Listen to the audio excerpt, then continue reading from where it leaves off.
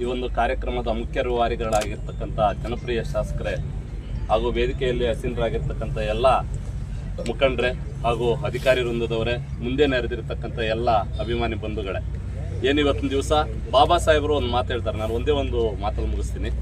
ಇತಿಹಾಸವನ್ನು ಮರೆತವರು ಇತಿಹಾಸವನ್ನು ಸೃಷ್ಟಿಸಲಾರರು. ಬಾಬಾ ಸಾಹೇಬರು ಹೇಳಿರ್ತಕ್ಕಂಥ ಒಂದು ಮಾತಿದು. ಅಂಥ ಒಂದಿದನ್ನು ಇವತ್ತು ನಮ್ಮ ಜನಪ್ರಿಯ ಶಾಸಕರು ಸಮೃದ್ಧಿ ಮಂಜಣ್ಣವರು ಅದನ್ನು ಇವತ್ತು ಸೃಷ್ಟಿ ಮಾಡ್ತಾ ಇದ್ದಾರೆ. ಯಾಕೆ ಅಂತಂದರೆ ಇದು ಇತಿಹಾಸದ ಉದ್ದಕ್ಕೂ ಹೆಸರಿರ್ತಕ್ಕಂಥ ಒಂದು ಕಾರ್ಯಕ್ರಮ. ಇದು ಆ ಕಾರ್ಯಕ್ರಮ ಇತಿಹಾಸದಲ್ಲಿ ಉಳಿತದೆ.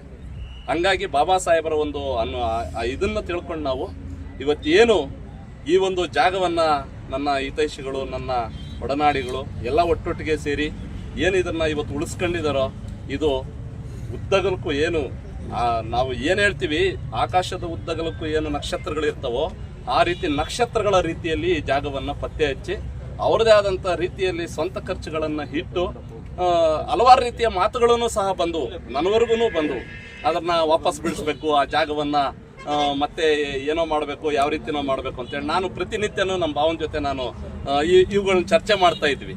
ಬಾವ ಹಿಂಗೆ ಆಗ್ತಾ ಇದೆ, ಆ ಜಾಗಕ್ಕೆ ಇಂಥ ಪ್ರಾಬ್ಲಮ್ಮು ಹುಟ್ಟಾಕೊಳ್ತಾ ಇದ್ದಾರೆ, ಅದು ಇದು ಅಂತ. ನಾವು ಏನಾದರೆ ಕೂಡ ಈ ಜಾಗವನ್ನು ಉಳಿಸ್ಬೇಕನ್ನೋದೇ ಎಲ್ಲರ ಗುರಿ ಆಗಿತ್ತು.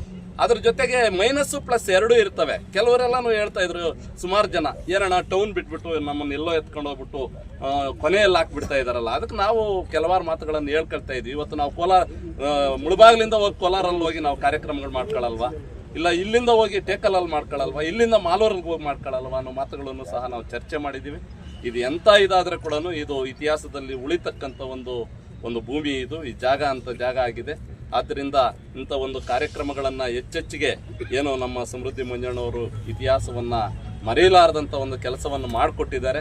ಇದನ್ನು ಸಮುದಾಯನೇ ಅಲ್ಲ, ಎಲ್ಲ ಸಮುದಾಯಕ್ಕೂ ಏನು ಹಿರಿಯರು ಹೇಳ್ಕೊಂಬಂದಿದ್ದಾರೆ, ಎಲ್ಲ ಸಮುದಾಯಕ್ಕೂ ಒಳಪಡೋಂಗೆ ಈ 4 ಎಕರೆಯನ್ನು ಅಭಿವೃದ್ಧಿಪಡಿಸಿ ಒಂದು ಮ್ಯೂಸಿಯಂ ರೀತಿಯಲ್ಲಿ ಇಲ್ಲಿ ಒಂದು ಹೈವೇಗೆ ತಕ್ಕಂಥ ಒಂದು ಮ್ಯೂಸಿಯಂ ರೀತಿಯಲ್ಲಿ ಅಭಿವೃದ್ಧಿಪಡಿಸ್ಕೊಟ್ಟು ಒಂದು ಹೆಸರು ಗಳಿಸ್ತಕ್ಕಂಥ ಒಂದು ವ್ಯವಸ್ಥೆಯನ್ನು ಮಾಡಿಕೊಡ್ಬೇಕಂತೇಳಿ ತಮ್ಮಲ್ಲಿ ಮನವಿ ಮಾಡುತ್ತಾ ನನ್ನ ಮಾತನ್ನು ಮುಗಿಸ್ತೀನಿ. ಜೈ ಭೀಮ್.